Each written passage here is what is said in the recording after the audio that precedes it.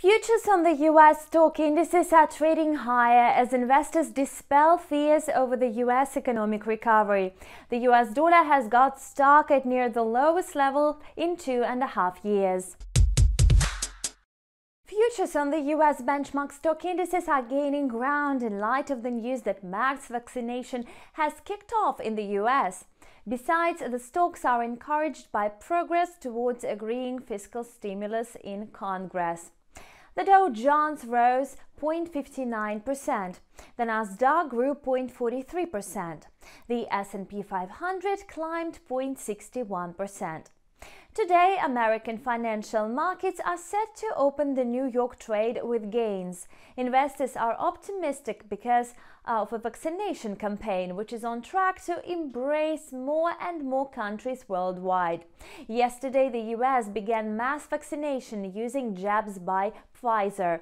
Earlier, the UK became the first country to apply the vaccine by the same pharmaceutical company. Apart from the pandemic, investors are anticipating official announcements on the Brexit talks between the UK and the EU. Investors welcomed the news that US lawmakers are discussing a COVID-19 relief package worth $1.4 trillion. As a result, demand for the safest assets is ebbing away.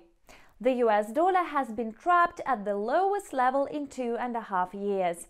Market participants are alert to a series of macroeconomic data from the US and policy updates by the Federal Reserve.